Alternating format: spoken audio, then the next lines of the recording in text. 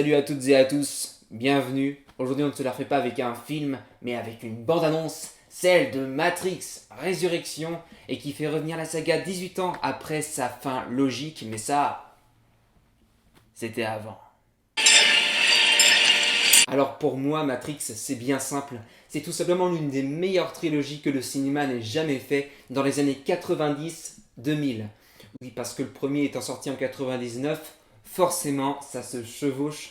Mais pour moi, le meilleur film de cette trilogie reste de loin le second opus et qui regorge de scènes d'action à couper le souffle, de suspense et de combats absolument grandioses et qui inspireront plus tard les réalisateurs de films d'action, mais également les développeurs de jeux vidéo. Donc voilà, si vous ne l'avez pas vu, jetez-vous dessus. Après voilà, sans me faire l'avocat du diable, il reste quand même un peu plus inégal, mais c'est pas grand chose que le premier volet et que le troisième.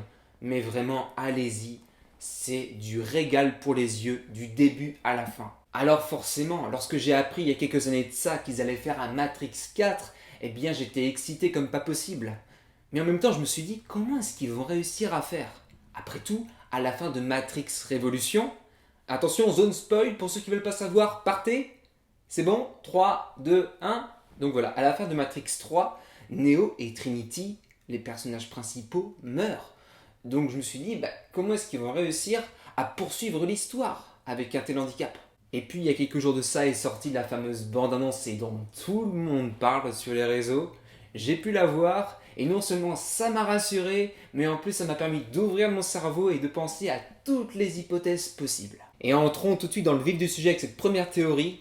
Contrairement à ce que l'on voit dans la bande-annonce, mais également dans le premier film, pour moi cette fois-ci Neo ne prend pas la pilule rouge, mais bel et bien la pilule bleue.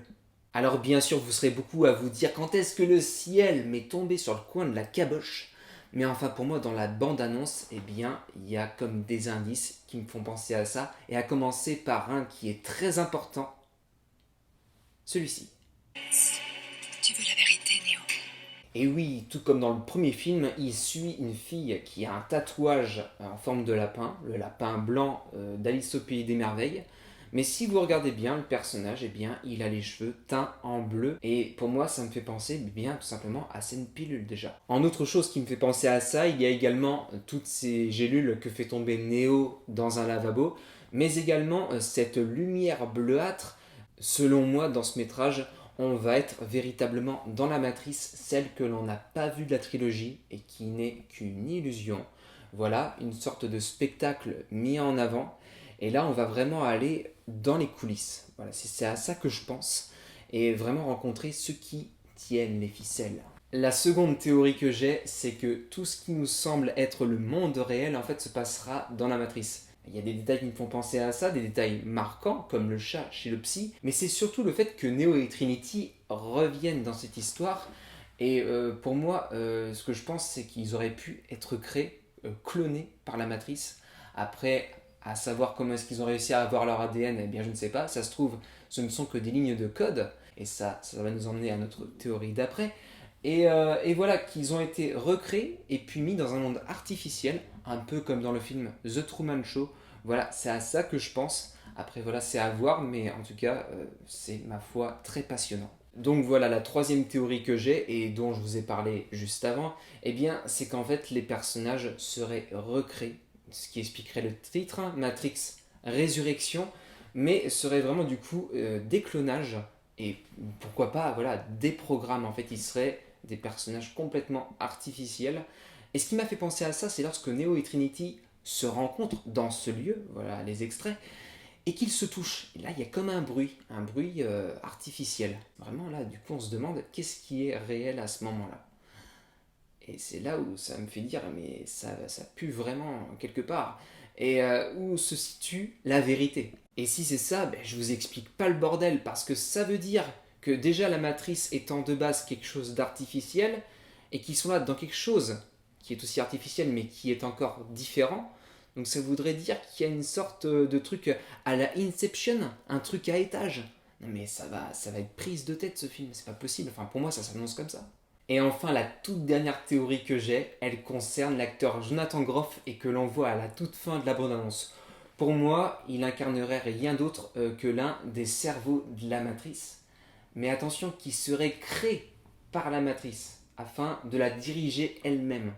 Oui, je sais, ça a l'air un petit peu tiré par les cheveux, mais en soi, ça ne me paraît pas si bête que ça. Voilà, cette idée comme quoi la matrice aurait été créée de base par les machines et qu'elle aurait réussi à créer des êtres afin de l'aider elle-même, même dans les bureaux, et pour tout ce qui est diriger le truc plus globalement. C'est-à-dire que là, en fait, on quitterait tout ce qui est monde des virus, avec l'agent Smith dans la première trilogie, pour aller vers quelque chose qui aurait été créé par la matrice elle-même, et qui pourrait peut-être même lui faire du mal. Enfin, vous voyez l'idée tordue. Là, ça pousserait la chose assez loin, quoi. En tout cas, ce qui est sûr, c'est que ce film n'a pas fini de nous prendre la tête à nous, les fans, ou les néophytes de Néo, hein, c'est pareil, de nous faire passer des nuits blanches à l'appel. Mais en tout cas, voilà, j'ai hâte de le voir en fin d'année. Et dites-moi ce que vous en avez pensé dans les commentaires. Likez la vidéo, abonnez-vous, partagez, activez la cloche pour ne pas louper les prochaines. Et voilà ce que j'espère surtout, ce que j'espère du plus profond du cœur, c'est que ce film ne soit pas seulement diffusé dans la matrice. Par pitié. Kenavo.